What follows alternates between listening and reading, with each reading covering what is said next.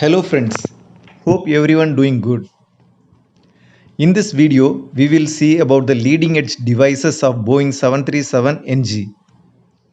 In the first part, we saw how the leading edge devices and the trailing edge flaps are operated from the cockpit. In second part, we saw the operation of leading edge devices and trailing edge flaps and also component location of trailing edge flap. In third part, we saw how the trailing edge flaps are operated in alternate mode. Now we will see leading edge devices normal operation and its component locations. The leading edge devices include two Kruger flaps and four slats on the leading edge of each wing. Leading edge devices increase the wing area and the wing camber. During cruise, these surfaces fully retract. These surfaces extend during takeoff to increase lift, which permits slower speeds for airplane rotation. During landing, the leading edge slats fully extend to increase lift and help prevent a stall. During normal operation, the leading edge flaps and slats are mechanically controlled by the same lever of trailing edge flaps. During alternate operation, the leading edge flaps and slats are electrically controlled by the arm and control switch in P5 panel. This is flap control lever. Okay. First we need to on the hydraulics. This is A and this is B. You can see the pressure here.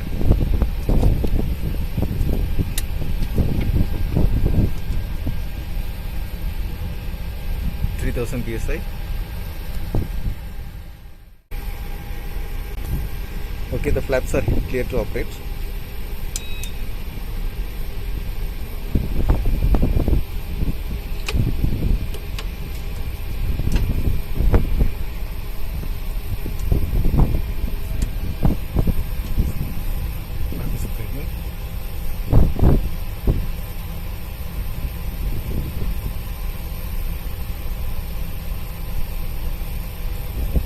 Transit light.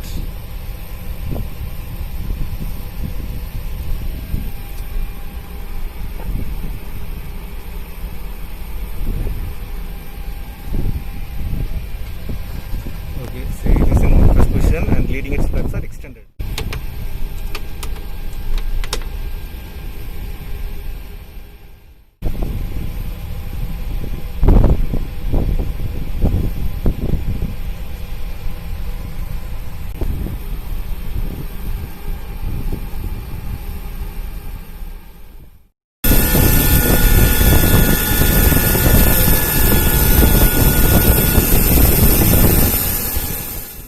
There are four leading edge slats on each wing. This is the outboard slat. It does not have anti-ice. Other slats has anti-ice. This is the telescopic anti-ice duct, actuator, auxiliary track and the main track. The slats are outboard of the engine and on the leading edge of the wing. Inboard of the engine or the leading edge flap. They are called as Kruger flap. There are two leading edge flaps. This portion slides against a spring force when thrust reverser is operated. These are the actuators.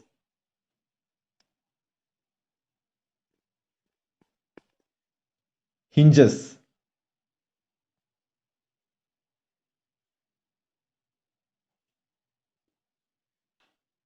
This is telescopic anti-ice duct. Each slat has one actuator, two main tracks and two auxiliary tracks.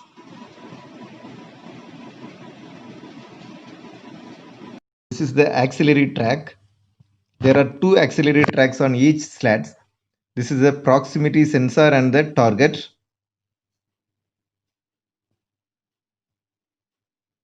Now you can see clearly the target and the proximity sensor. The proximity sensor is beside it.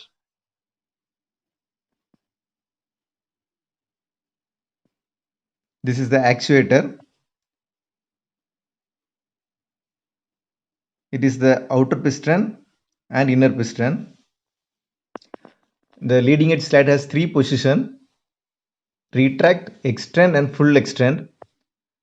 During extend, the inner piston works, and during full extend, the outer piston will also come out.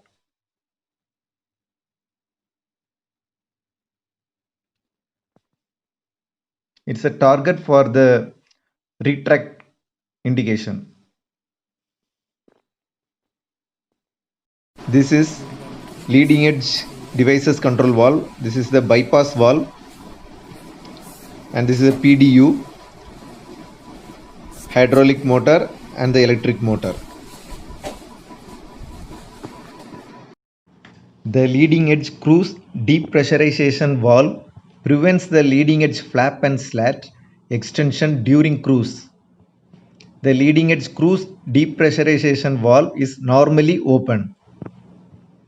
The leading edge uncommanded motion shut-off valve prevents leading edge flap and slat movement if two or more leading edge flaps or three or more leading edge slats move away from their commanded position. The leading edge uncommanded motion shut-off valve is normally open. The leading edge cruise depressurization valve is identical and interchangeable with the leading edge uncommanded motion shut-off valve. The manual override lever on the leading edge uncommanded motion shut-off valve is not used. This is leading edge cruise depressurization valve. To extend the trailing edge flaps without extension of the leading edge devices, move the manual override lever here. Then put a pin in the lever with the valve in the closed position. This prevents the movement of leading edge devices when the trailing edge flaps move. Make sure you remove the pin from the manual override lever to reactivate the leading edge devices and then lock wire it. Leading edge uncommanded motion shut-off valve is inside the ram air inlet access panel. It is interchangeable with cruise depressurization valve. Leading edge uncommanded motion shut-off valve permits hydraulic system B pressure to retract lines of the leading edge flap and slat actuators. This is auto slat control valve. It is in the full extend line of the slats. Now we will see the schematic diagram of leading edge flap and slat system. In first part we did two things in cockpit to operate the trailing edge flaps and leading edge devices. We pressurized hydraulic system B and we operated the trailing edge flap lever.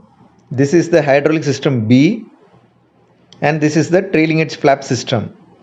When we pressurize hydraulic system B, the pressure goes to trailing edge flap system through the flap priority valve, and also the pressure goes through the hydraulic fuse to the leading edge uncommanded motion shut-off valve. From here, the pressure goes to the retract sides of leading edge flap actuator and the leading edge slat actuators. Here the point to note is, when there is no hydraulic system B pressure, the leading edge devices might be slightly out of retract position. This is normal. When you pressurize the system B, they automatically retract. When there is pressure in the retract lines, the hydraulic fluid in extend and full extend line will be routed to the return line through the leading edge flap and slat control valve. This is the extend and this is a full extend lines will be routed back to the return line through here. The hydraulic line with the circles is the return line. Now when we move the trailing edge flap lever, the trailing edge flap moves and the follow-up cable gives signal to the leading edge flap and slat control valve. This is the first part. Here it is, the return line is connected here.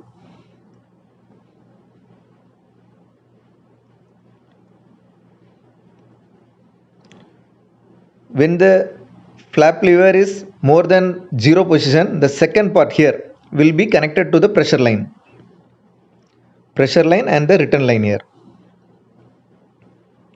So the pressure from the leading edge cruise depressurization valve goes through the leading edge flap and slat control valve and is connected to the extend sides of both leading edge flap actuator and the leading edge slat actuator,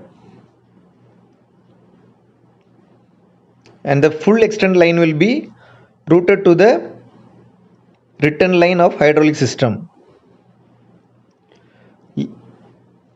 The retract line is also routed to the return line. The leading edge flap actuator has 2 positions only, retract and extend, and the leading edge slat actuator has 3 positions, retract, extend and full extend. Now we will see full extend. When the flap lever is above 25 position, the follow-up cables moves the leading edge flap and slat control valve, and this is the third part. It comes into line. The pressure is given to both extend side and through the auto slat valve to the full extend side.